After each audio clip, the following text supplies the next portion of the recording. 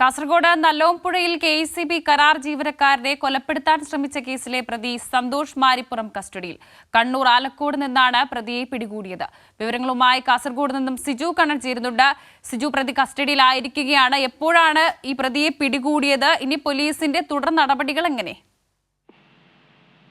Akshita, നല്ലോംപുഴയിൽ KECB കരാർ ജീവനക്കാരനെ കൊലപ്പെടുത്താൻ ശ്രമിച്ച കേസിലെ പ്രതി സന്തോഷ് മാരിപ്പുറത്തെ ഇന്ന് വൈകുന്നേരത്തോടു കൂടിയാണ് ചിറ്റാരിക്കൽ പോലീസ് കസ്റ്റഡിയിലെടുത്തിരിക്കുന്നത്. കണ്ണൂർ ആലക്കോട് നിന്നാണ് പ്രതിയെ ഇപ്പോൾ പിടികൂടിയിരിക്കുന്നത്.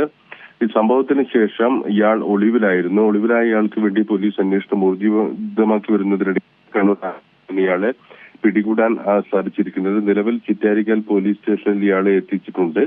ആക്രമണത്തിന് ഉപയോഗിച്ച ജീപ്പ് വള്ളിക്കടവിൽ നിന്ന് കണ്ടെത്തിയിട്ടുണ്ട് എന്നാണ് പോലീസിൽ നിന്ന് ഇപ്പോൾ നമുക്ക് ലഭിക്കുന്ന വിവരം. കഴിഞ്ഞ ദിവസമാണ് KECB കരാർ ജീവനക്കാരനായ അരുൺകുമാറിനെ സന്തോഷ് ആക്രമിച്ചത്. സന്തോഷിന്റെ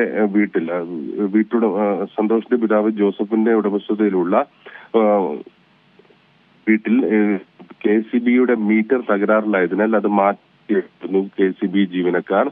എന്നാൽ ഈ മീറ്റർ മാറ്റുന്നതുമായും ബന്ധപ്പെട്ട തർക്കമുണ്ടായി.